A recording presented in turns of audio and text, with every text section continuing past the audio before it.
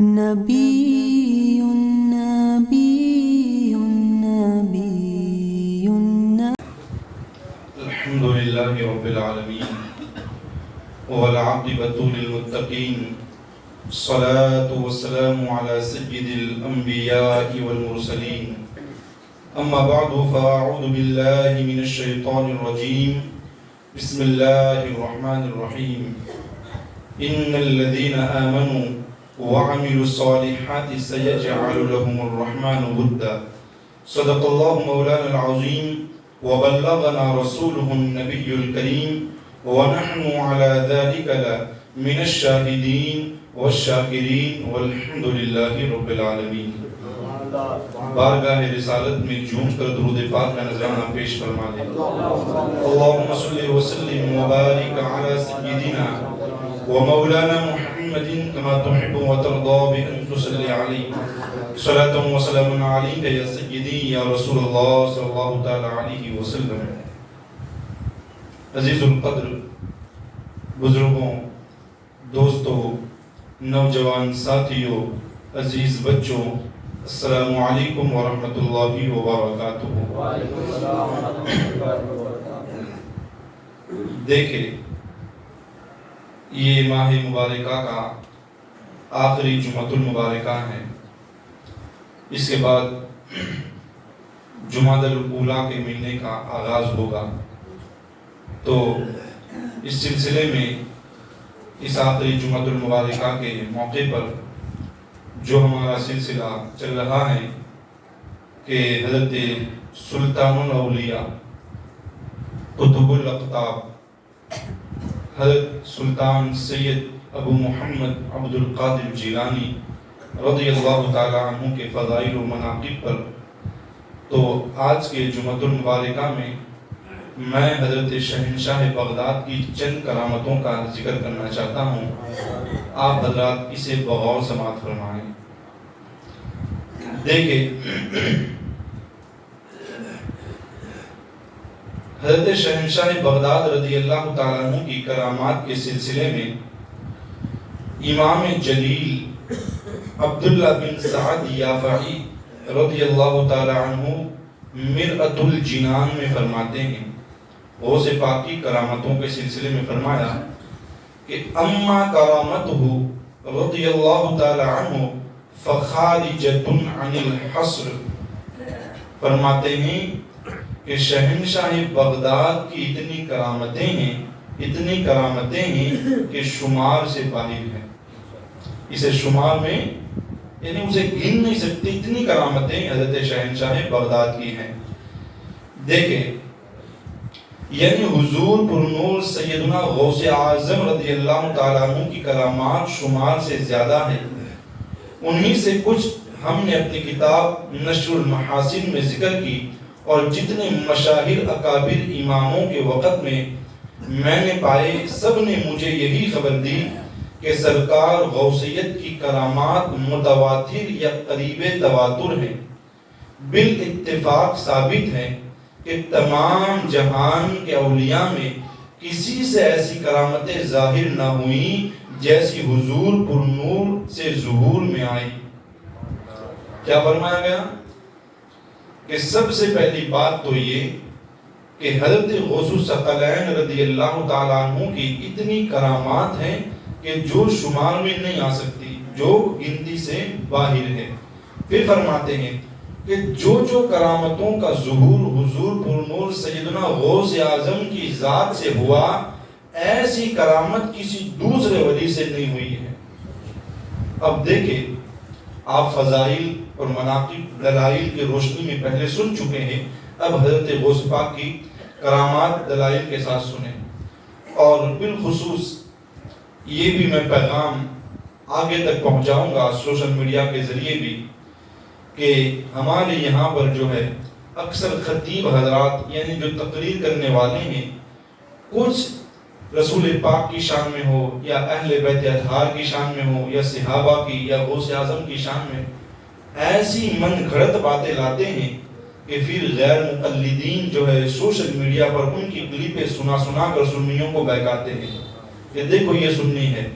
تو لہذا میں ان حضرات سے بھی عاجزانہ طور پر التماس کروں گا کہ آپ فتاوی رضویہ شریف سے غوث اعظم کی وہ کرامتیں بیان کریں جو شاید وہ باید ہی پہلے کسی نے سنی ہو اور امام اہل سنت نے دلائل کے ساتھ یہاں پر لکھا ہے۔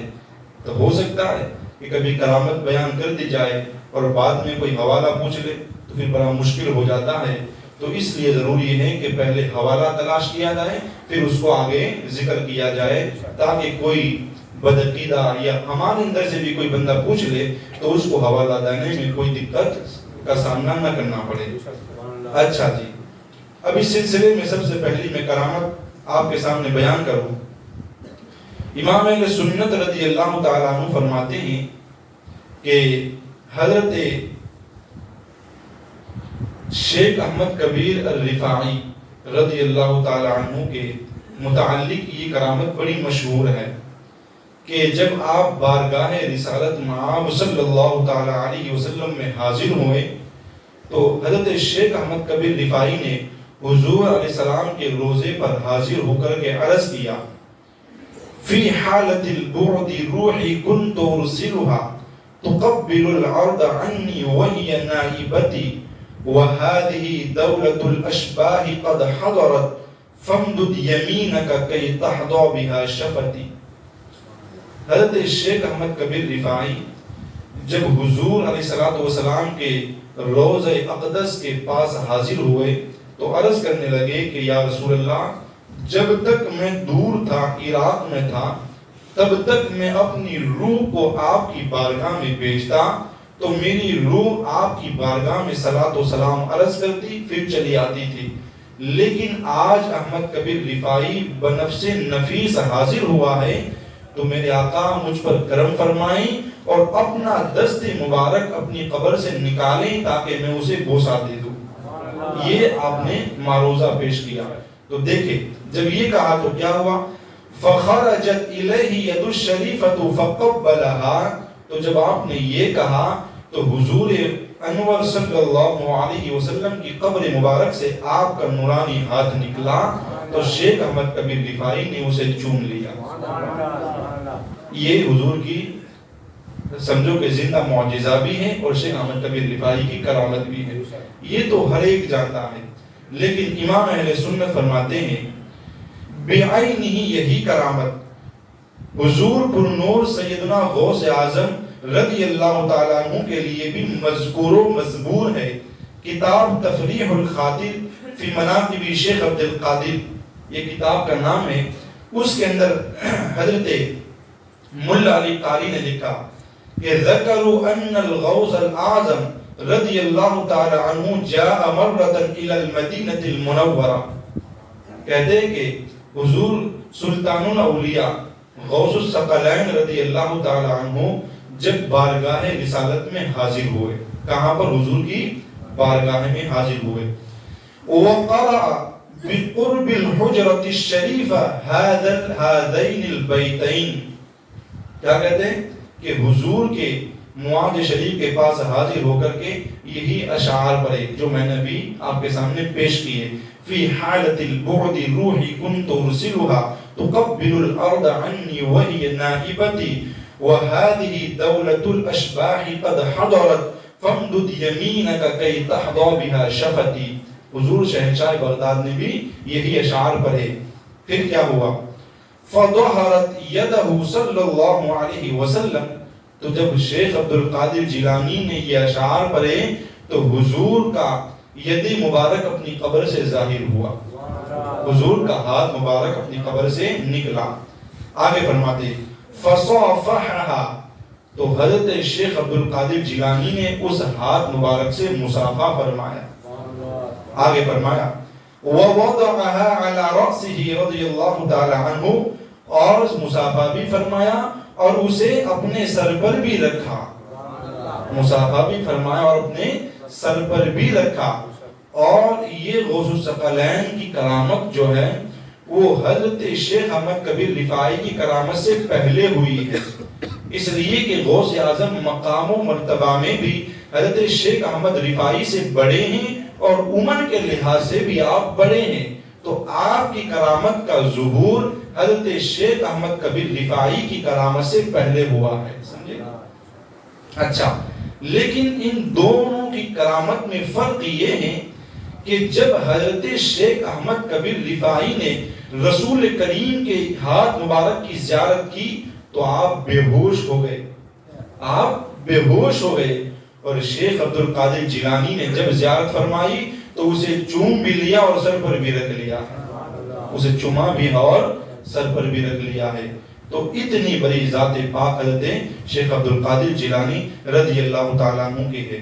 ایک جگہ پر حضرت غوث الثقلین رضی اللہ تعالیٰ عنہ فرماتے ہیں کہ ایک بی بی اپنا بیٹا خدمت اقدس سرکار غوثیت میں چھوڑ گئی. اس کی بارگاہ میں، حضرت غوث الثقلین کی بارگاہ میں ایک بی بی اپنا بیٹا چھوڑ گئی کہ اس کا دل حضور سے گرویدہ ہے. کہتی ہے کہ اس کے دل میں حضرت غوث الثقلین کی بڑی محبت ہے، ہمیشہ یہ غوث پاک کی محبت میں ڈوبا رہتا ہے. تو وہ عورت اپنے بیٹے کو حضرت شہنشاہ بغداد کی بارگاہ میں آ کر کے چھوڑ گئی. میں اللہ کے لیے اور حضور کے لیے اس پر اپنے حقوق سے درگزری. اور کیا کہتی ہے کہ میں نے اللہ اور حضرت شیخ عبد القادر جیلانی کے لیے اپنے حق کو اس بیٹے سے اٹھا لیا ہے، میں نے معاف کر دیا ہے، درگزری. حضور نے اسے قبول فرما کر مجاہدے پر لگا دیا. غوث الثقلین نے اسے قبول کر لیا اور مجاہدے پر لگا دیا. ایک روز اس کی ماں آئی، دیکھا لڑکا بھوک اور شک بیداری سے بہت زار نزار زرد رنگ ہو گیا ہے. تو اس کی ماں، ایک عرصہ گزر گیا تو اس کی ماں کے دل میں خیال ہوا کہ چل میں اپنے بیٹے کو تو چھوڑا ہوں غوث پاک کی بارگاہ میں، لیکن جا کر کے اسے دیکھ لیتی ہوں. دیکھیں پہلے کے بزرگوں کے اندر اور آج کے لوگوں میں کتنا فرق ہے. پہلے کے بزرگوں کے پاس جب کوئی جاتا تو اسے کیا کرتے؟ مجاہدے پر لگاتے. یعنی اس کا تعلق اللہ سے مضبوط کر جو جس راستے سے ہوتا ہے اس کے لیے اس راستے کو صاف کرتے تھے.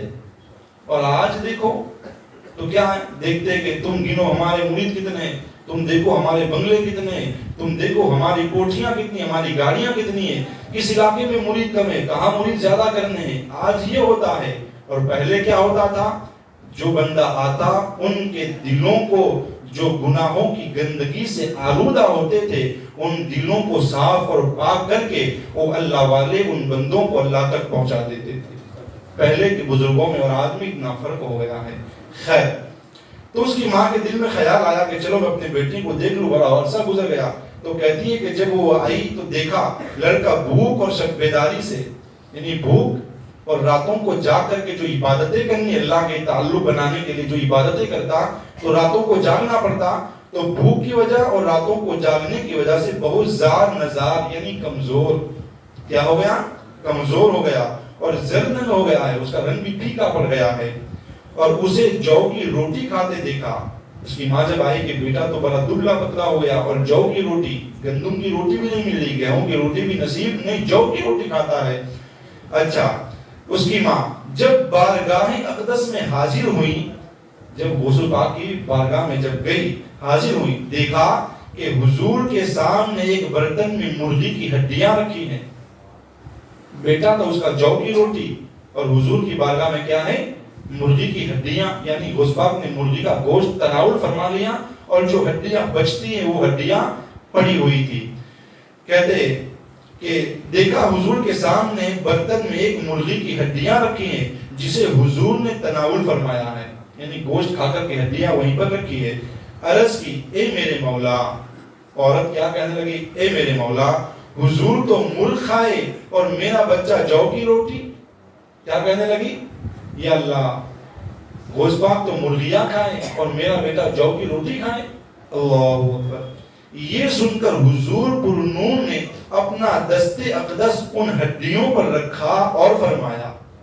جب اس عورت نے یہ کہا یا اللہ، حضور تو مرغ کھائے اور میرا بیٹا جو کی روٹی کھائے، جب یہ غوث الثقلین نے سنا تو اپنا دست مبارک ولایت والا ان ہڈیوں پر رکھا اور فرمایا قومی باذن اللہ تعالی الذی یحیی العظام. فرماتے کہ جی اٹھ اللہ کے حکم سے جو بوسیدہ ہڈیوں کو جلا دیتا ہے. قومی باذن اللہ الذی یحیی العظام، فرماتے غوث پاک کہ اللہ کے حکم سے کھڑی ہو جا جو بوسیدہ ہڈیوں کو بھی زندہ کر دیتا ہے۔ یہ فرمانا تھا کہ مرغی فوراً زندہ صحیح سالم کھڑی ہو کر آواز کرنے لگی۔ اتنا فرمایا غوث پاک نے، مرغی زندہ ہو گئی اور جو ان کی آواز ہوتی ہے اس آواز میں وہ چہچہانے لگی۔ حضور اقدس نے فرمایا جب تیرا بیٹا ایسا ہو جائے وہ جو چاہے کھائے، یعنی ابھی تمہارے بچے کو دیر ہے۔ غوث پاک نے کیا فرمایا؟ ابھی تمہارے بچے کو دیر ہے، جب تمہارا بیٹا بھی صلاحیت ہو جائے گا پھر جو چاہے کھائیں۔ ایسا کیوں بھائی؟ اچھا، شہنشاہ بغداد اس مقدس مقام پر پہنچ چکے تھے کہ اب اس مقام پر آ کر کے غوث پاک کچھ بھی کھائیں گے ان کی روحانیت میں آڑ نہیں آئے گا، ان کی روحانی طاقت میں کوئی چیز آڑ نہیں بنے گی، اور اگر یہ بچہ کھائیں گا تو اس کی روحانیت میں آڑ آئے گا۔ اس لیے غوث پاک نے اسے بھی منع فرمایا کہ ابھی تو جو کی روٹی کھا، جب اس مقام پر پہنچ جائے کہ اس مقام پر جانے کے بعد دنیا کی کوئی نعمت بھی کھائے گا تو تیری ولایت میں اور تیری روحانیت میں کوئی چیز آڑ نہیں آئے گی۔ اب آج کی ان پیرزادوں کو دیکھو، اللہ ماشاءاللہ، میں سب کی بات نہیں کر رہا، باقی کچھ تو ایسے ہیں کہ ان کے چہروں پر نہ داڑیاں ہیں، نہ نماز پنجگانہ کے پابند ہے، اور ان کی کلام مجید کی تلاوتیں بھی درست نہیں ہیں، وہ قرآن بھی صحیح نہیں پڑھتے۔ اور دیکھو مریدوں کو ان کے تو کہتے کہ حضرت تو فلاں مقام پر ہے، حضرت تو قطب ہے، حضرت تو فلاں ولی ہے۔ بھئی کیسے بن گئے؟ نہ ان کے چہرے پر داڑھی، نہ نماز پنجگانہ کے پابند، نہ کلام مجید کی تلاوت صحیح، نہ وہ نماز پڑھا سکتے، نہ نکاح پڑھا سکتے، کچھ بھی نہیں، بس کیا کہ حضرت ہیں۔ تو لہذا سنی حضرات، ایسے جعلی پیروں سے ہوشیار ہو جاؤ، اور اگر آپ نے پیر دیکھنا ہے اور کسی کو سچا اور جھوٹا کہنا ہے تو آپ کے سامنے حضرت شہنشاہ بغداد کی زندگی ساری کھول کر کے کتابوں میں موجود ہے۔ آپ غوث پاک کی زندگی کو پڑھیں اور پھر ان پیروں کی زندگی کو دیکھیں، آپ کو پتہ چل جائے گا کہ سچا پیر ہوتا کیسا ہے اور جھوٹا پیر کیسا ہوتا ہے۔ تو لہذا ہم نے ان تمام باتوں کا بھی خیال رکھنا ہے۔ اچھا جی، آگے امام اہل سنت فرماتے ہیں اور فرماتے کہ تمام ائمہ عارفین نے فرمایا کہ ایک بار حضور کی مجلس وعظ پر ایک چیل چلاتی ہوئی گزری۔ غوث پاک کی تقریر کا مجمع تھا تو ایک چیل گزری، وہاں سے وہ چلا رہی تھی۔ اس کی آواز سے حاضرین کے دل مشوش ہوئے، حاضرین کو بڑی تکلیف ہوئی اسے چلانے سے۔ حضور نے ہوا کو حکم دیا۔ غوث پاک نے کس کو حکم دیا؟ ہوا کو حکم دیا اس چیل کا سر لے۔ فوراً چیل ایک طرف گری اور اس کا سر دوسری طرف۔ غوث پاک نے اتنا فرمایا کہ چیل ایک طرف، اس کا سر دوسری طرف۔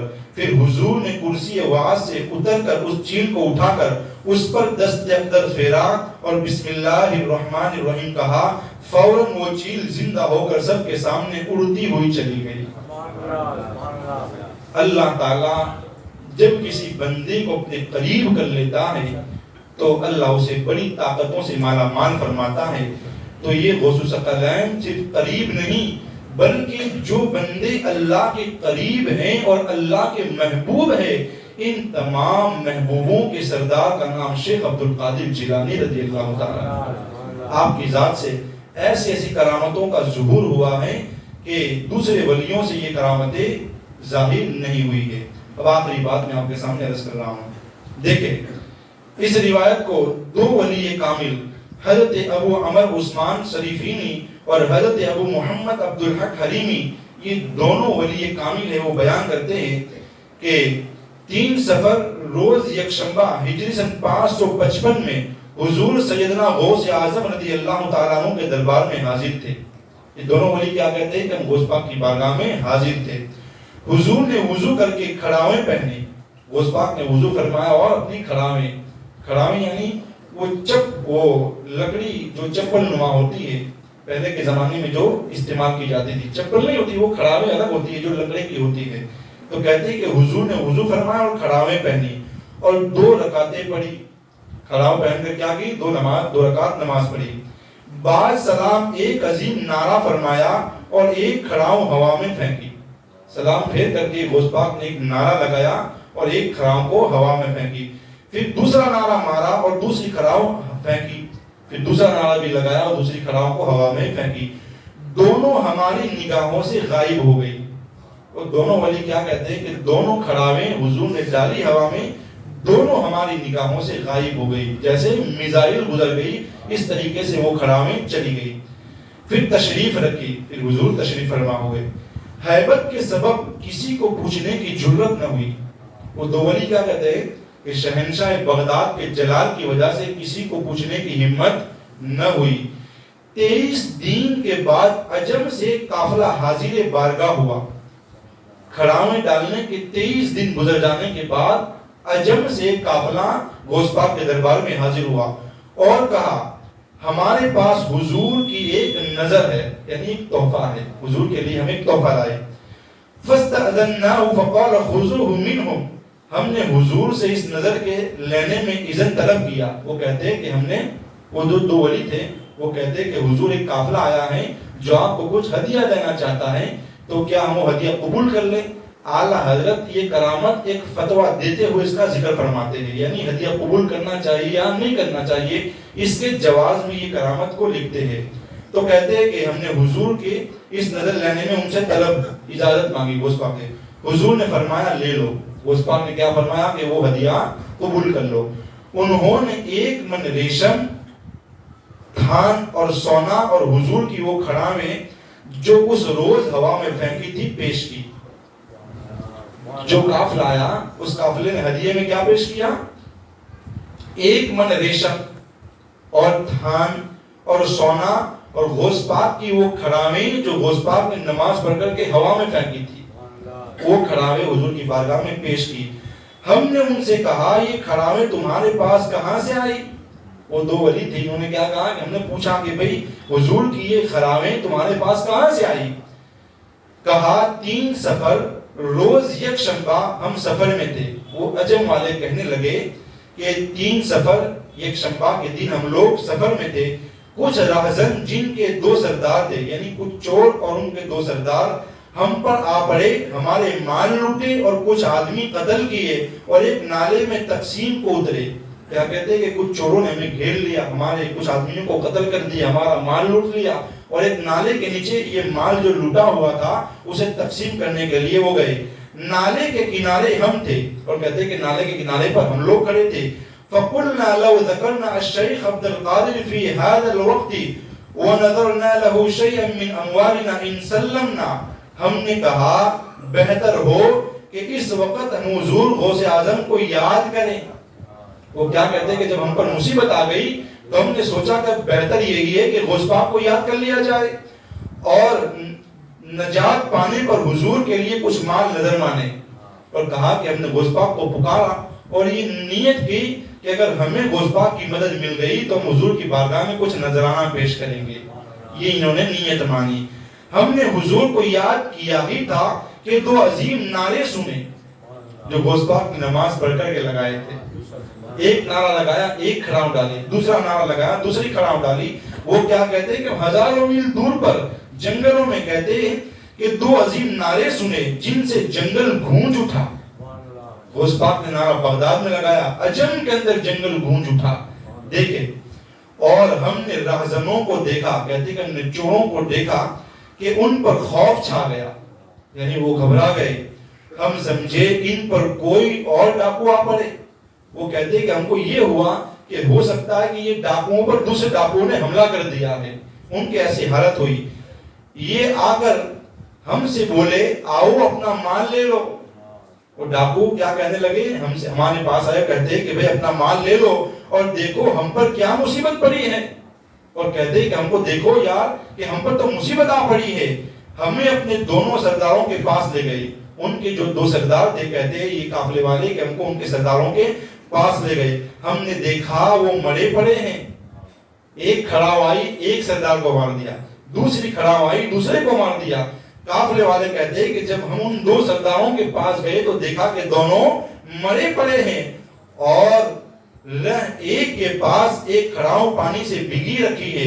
ڈاکوؤں نے ہمارے سب مال پھیر دیے۔ دیکھا کہ ایک ڈاکو ہے، اس کے پاس ایک کھڑاؤں، دوسرے کے پاس بھی دوسری کھڑاؤں پڑی ہے اور دونوں مر گئے ہیں۔ اور کہتے ہیں کہ کھڑاؤں کے اوپر پانی بھی موجود تھا۔ غوث پاک نے وضو کیا، پھر کھڑاؤں پہنی، پھر نماز پڑھی۔ اور نماز کے بعد پھر نعرہ لگایا، ایک کھڑا ہوا میں ڈالی، دوسرا نعرہ لگایا، دوسری کھڑا ہوا میں ڈالی، تو پتا چلا کہ کہاں بغداد کہاں عجم۔ جب انہوں نے یہاں سے مدد کے لیے پکارا، غوث پاک نے وہاں سے مدد فرمائی۔ کیوں بھائی؟ شہنشاہ بغداد فرماتے ہیں نظرت الی بلاد اللہ جمعا کخردلۃ علی حکم اتصالی، میں ساری دنیا کو ایسے دیکھتا ہوں جیسے ہتھیلی میں رائے کا دانہ۔ فرماتے ہیں کہ اگر میرا مرید مشرق میں ہو اور میں مغرب میں رہوں اور وہاں وہ مصیبت میں اور مجھے پکارے تو میں مغرب سے مشرق سے مغرب میں اس کی مدد کے لیے ہاتھ پھیلا دیتا ہوں، ہاتھ لمبا کر دیتا ہوں۔ اتنی طاقتوں سے اللہ تعالیٰ نے شیخ عبد القادر جیلانی کو مالا مال فرمایا ہے۔ اسی سلسلے میں امام اہل سنت اعلیٰ حضرت نے فرمایا کہ بندہ قادر کا ہے پر قادر بھی ہے عبد القادر، بندہ قادر کا ہے پر قادر بھی ہے عبد القادر، سر باطن بھی ظاہر بھی ہے عبد القادر، مفتی شرع بھی ہے قاضی ملت بھی ہے اور علم اسرار سے ماہر ہے عبد القادر۔ اللہ رب العزت کی بارگاہ میں دعا ہے رب العزت ہم تمام کو شہنشاہ بغداد کی زندگی پر عمل کی توفیق عطا فرمائے۔ وما علینا الا البلاغ۔ السلام علیکم ورحمۃ اللہ وبرکاتہ۔